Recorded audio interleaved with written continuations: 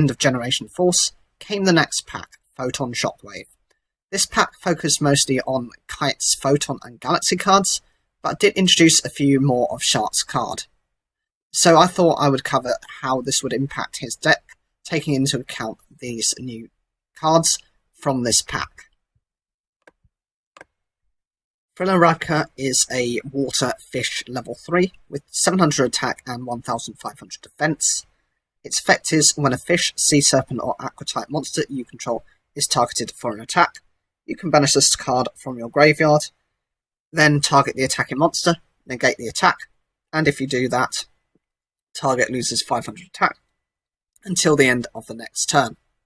You can only use this effect of Thriller once per turn. So the whole reason for this card is, well, first it can be used as an Xyz material. If you do that for something like Leviathan Dragon, you can detach it, send it to the graveyard. The Leviathan Dragon gets the 500 attack boost it would normally get, but it would also you would also have this in the graveyard ready to negate an attack. Of course, that wouldn't work with Leviathan Dragon as that's a Dragon Xyz monster, but that's just an example of how it would interact with the deck. The benefit of negating the attack means that you can protect one of your key component cards, whilst also making your opponent's monster lose 500 attack until the next turn, which can be the difference between defeating a monster and not having the current stats to beat over a monster. Shark Stickers is a water fish level 3 with 200 attack and 1000 defense. The effect is when a fish, sea serpent or aqua type monster is normal or special summoned to your side of the field, you can special summon this card from your hand. This card cannot be used as a synchro material monster. The purpose of this is just basically to go into your rank 3 Xyz monsters. Shark would use this to go into either his Submersible Carrier Aeroshark or the number 17 Leviathan Dragon. Of course, most of his cards were of these types anyway, so actually summoning this card is not an issue, and it's actually very easy to accomplish within the deck. My best situation would be to use it in combination with something like Big Jaws, whose banishing effect means it permanently remains banished, and is just kind of like a body, an 1800 body. That's its only purpose. Needle Sunfish is a water fish level 3 with 1500 attack and 100 defense. Its effect is when this card is sent to the graveyard, target one face-up monster your opponent controls, that target loses 500 attack.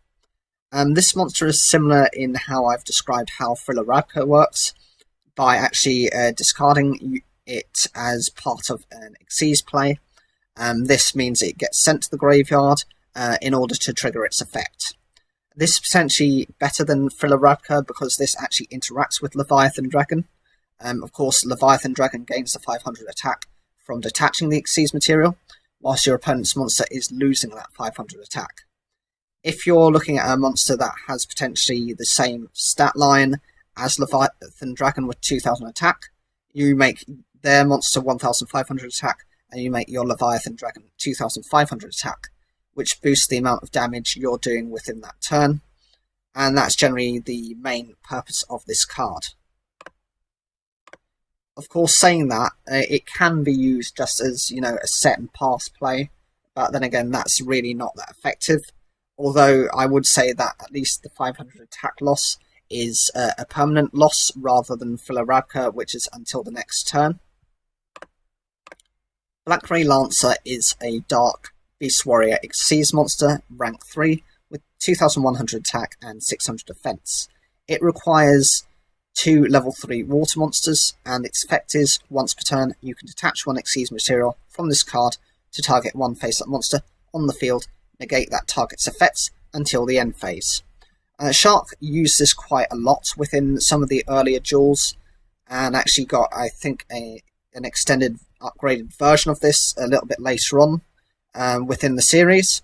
It's quite powerful for what it does, but it is quite mismatched in general in comparison to the rest of the deck. For example, most other monsters he has are water attribute, this is dark attribute, and this is also a beast warrior type, which is the same as Jaws Man. Everything else is either an aqua, a sea serpent, or a fish type monster. So it kind of fails in comparison to a lot of how he tends to like to play. The good side of this card is actually it was used in strategies to, within the anime, number monsters had the ability to not be destroyed by battle by other, unless it's by other number monsters. The whole purpose of this is by using its effect, you could remove that effect, which was linked to those number monsters, enabling this card to kind of beat over those monsters with the various support cards that Shark was running alongside this. Generally speaking, he did rely on it a lot within the anime, but the cards are just inconsistent with what he's trying to do. I would have thought this would have been better if it had been classified as a sea serpent type monster, considering it does have that kind of feel to it, although it could have still kept the dark attribute to its name. Fish Rain is a normal trap card, with the effect when a face-up fish, sea serpent or aqua type monster on the field is banished, special summon one level 3 or lower fish, sea serpent or aqua type monster from your hand. The banished monsters must be fish, sea serpent or aqua type even after being banished. So the purpose of this card is actually you have a lot of monsters that banish themselves, and you're able to actually bring something else out from your hand. The problem with that is it's actually limited to your hand and it can't be brought from the deck. So you're working with whatever you currently have, unless you've been able to kind of search into something beforehand. The other problem is the condition requires the monsters to be of those specific types. So even if you use something that changes type, that wouldn't work in conjunction with this card, because after it banishes, it would return back to its original typing. So, for example, if you use something like DNA Surgery, that wouldn't pair well with this card. Icy Crevice is a normal trap card, with the effect when exactly one monster you control is destroyed and sent to the graveyard by an opponent's card effect, target one monster your opponent controls, send that target to the graveyard, and if you do, inflict damage to your opponent equal to its original attack in the graveyard. So this is very specific in terms of a trap card.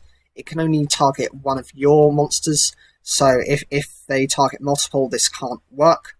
The benefit of this card is being able to actually inflict battle damage, but of course it only does to the original attack, so if your opponent has boosted up their monster, it doesn't punish them for doing that. The other benefit is it sends the target rather than destroys, so it prevents any kind of trigger effects through effect destruction.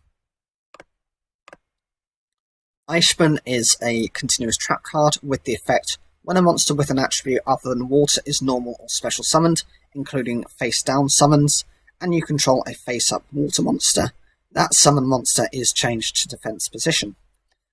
This is a very good card for stalling out your opponent.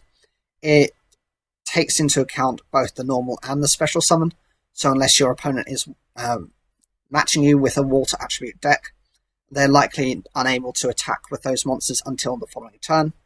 There are monsters also with stat lines where the attack is much greater than the defense, and therefore they risk being run over, unless they have the cards necessary to protect themselves until the next turn when they can change its battle mode. It's a good card within the deck because it actually supports the strategy of protecting your monsters, although it's a little bit different to how Shark would like to play his deck. The next card is Sealing Ceremony of Suton. This is a continuous trap card with the effect once per turn you can send one water monster from your hand to the graveyard to target one card in your opponent's graveyard and banish that target. Whilst this isn't directly Shark support, because it's water attribute based, and this is why I've kind of included it within the list, it does look more like it was used by Kaze, who was the ninja user within the series. He was a student of Master Roku, who is also, he has number, I think it's number 12, which is what like a Shadow Ninja looking card. But I think this is appropriate to mention as well because of what it does. Being able to banish a card from your opponent's graveyard means that they're unable to recover it as easily, which can be quite effective for how he likes to play.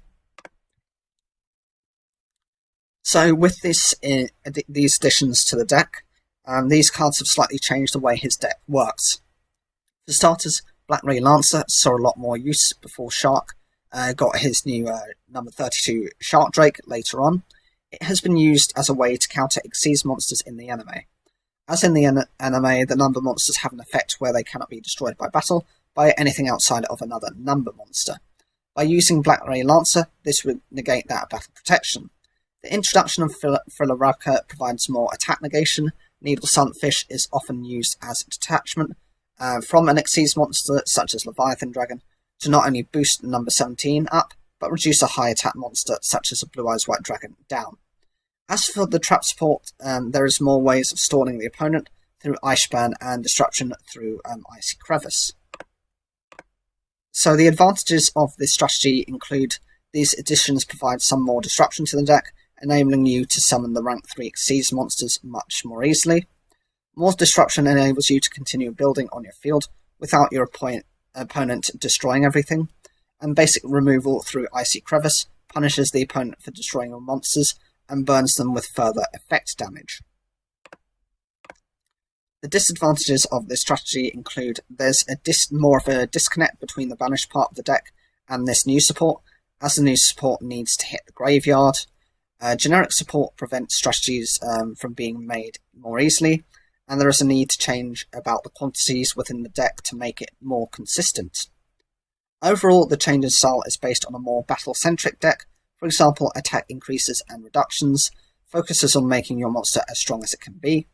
This does not fit well with the original banishing theme, and starts to confuse the direction of Shark's deck. So, what do you think of Shark's original style? Was it something